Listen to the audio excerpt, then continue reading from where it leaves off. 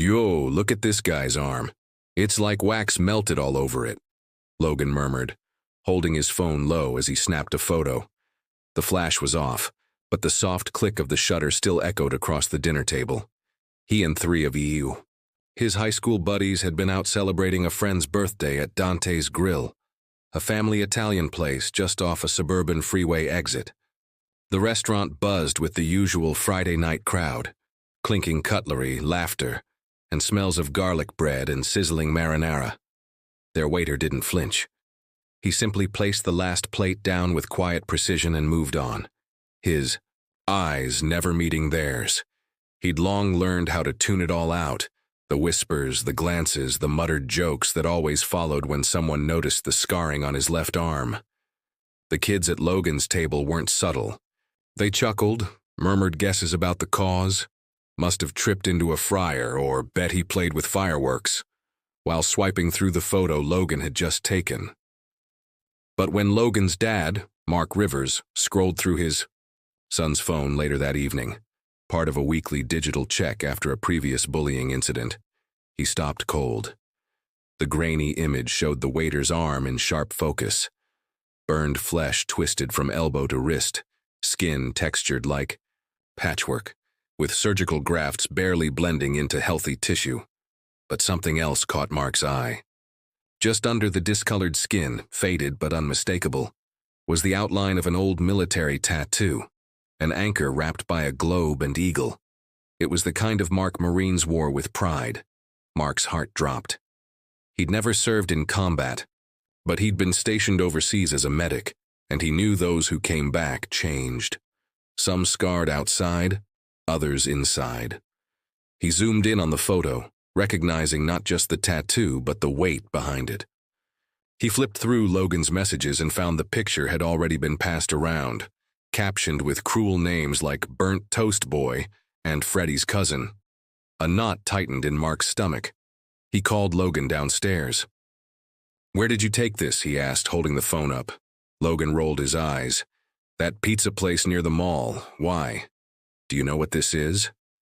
Mark asked, pointing to the faded ink beneath the burn. Logan shrugged. "Just some scar. Dude's arm was wrecked." "No," Mark said, his voice sharpening. "That's not just a scar. That's the emblem of someone who's been through war and survived it."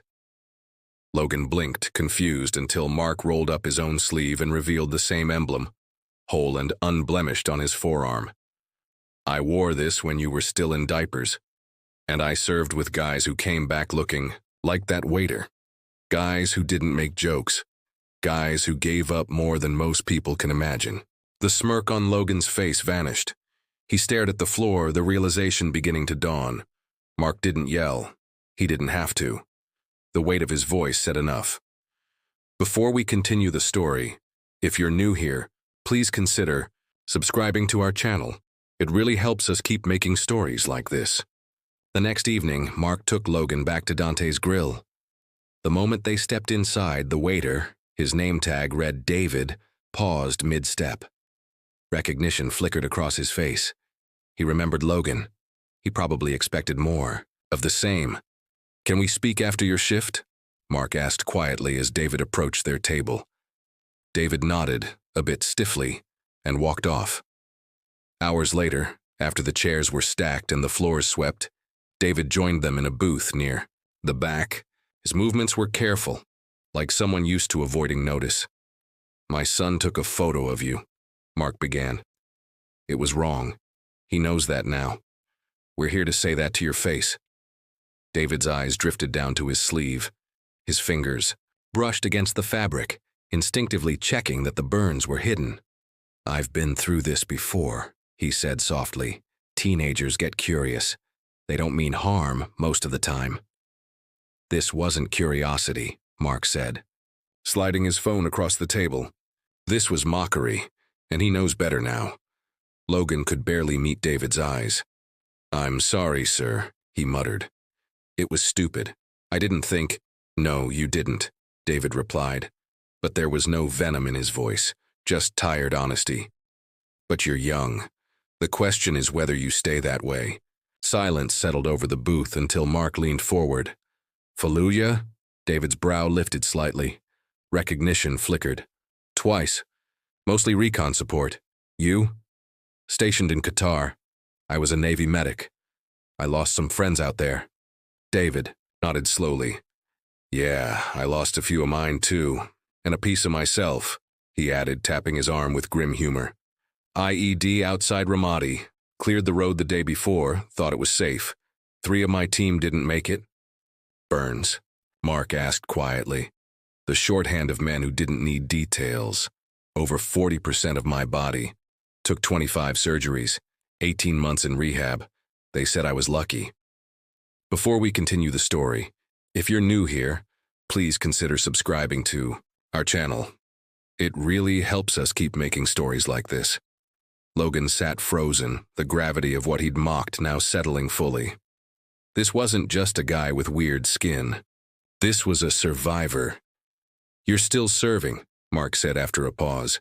Different battlefield, but same strength. David offered a faint smile. Somebody's got to clear the tables, right? Mark returned the smile. Somebody's got to remind people why scars exist. The following Saturday, Mark returned to Dante's, but this time he wasn't alone. 5 other veterans walked in with him, each wearing something subtle but unmistakable. A lapel pin, a worn cap, a jacket stitched with a unit patch. Some had served with Mark. Others were men he'd connected with through the local VA. None of them made a scene. They just came in, requested David's section, and quietly took their seats. As David approached each table to take their orders, the men stood, not one by one, but together. Each offered a handshake. A few saluted. Words weren't necessary, the message was clear. We see you. We remember. Other diners looked on, confused at first, then curious as they began to realize something meaningful was happening. David, ever professional, kept his composure. But as the night went on, something shifted. His posture straightened. His steps grew firmer. Beneath the crisp uniform shirt, glimpses of the Marine he once was began to shine through again. Not forced, not performative, just quietly present. Around the midpoint of the dinner rush, Mark approached the restaurant manager with a request. Could we borrow the staff for just 5 minutes? He asked. The manager, having witnessed enough to know something powerful was unfolding, agreed. The servers, cooks, and bussers trickled into the hallway near the kitchen, where Mark stood, waiting. This man right here, Mark began, motioning toward David, did something few people ever do. He went where most wouldn't. He gave more than most could bear. He didn't ask for attention. He doesn't want praise. But he deserves something many forget to give. Basic respect. The restaurant grew still as Mark's voice carried over the quiet hum. A few guests leaned in to hear better. Last week, my son disrespected him, Mark continued. Not with words, but with mockery, and that's on me. Because I raised him, and I should have made sure he knew better. David shifted uncomfortably, trying to wave it off. You don't have to do this, he murmured. But we do, Mark said gently. Because if we don't, we allow silence to erase what men like you endured. Those scars, they're not shameful. They're evidence of survival. Just then, Logan stepped forward holding a small wooden box. He'd been waiting just outside, pale but determined. Sir, he said, his voice stronger than it had been in days. I want to say sorry, not just with words, but with something that means more. He handed the box to David, who opened it slowly. Inside was a purple heart, not David's. Original, which had been misplaced during hospital transfers, but one donated by a fellow Marine who had passed a year ago. The veteran's family wanted it to go to someone who'd earned it all over again. Mark explained quietly, We contacted your old unit. They told us your medal was lost. This one. It's meant for you now. For a long moment, David said, nothing. His fingers, calloused and strong, trembled slightly as he touched the metal. The weight of it seemed heavier than gold, heavier than memory. A hush fell over the restaurant. Then, slowly, the applause began. Not from the veterans, not from the staff, but from the diners. People who had come in expecting nothing more than breadsticks and lasagna now stood and clapped, many with tears in their eyes. A local reporter, tipped off by one of the veterans, had captured the entire moment. Within days, a news segment aired titled, "Burn Scars and Brotherhood," the waiter whose story changed a town. The footage went viral. David's photo, once used to mock him, was now a symbol of redemption and awareness. People began requesting to sit in David's section, not out of pity, out of admiration. Some would simply nod and say, "Thank you." Others left patches, military coins, and handwritten notes on napkins. A little girl once handed him a card with a child's crayon drawing of a flag. In blocky letters it read, "Thank you for being brave." David kept every single note tucked into a wooden box he once kept buried in the back of a closet. Now it sat proudly on his bookshelf. Not to be flaunted, but to be remembered. He didn't want fame. When Mark asked how he felt about all the attention, David just smiled. "I never wanted a spotlight," he said. "Just peace."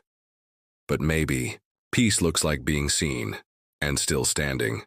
The restaurant owner, moved by the outpouring of support, implemented a new policy. Veterans now eat for half price on Mondays and Wednesdays.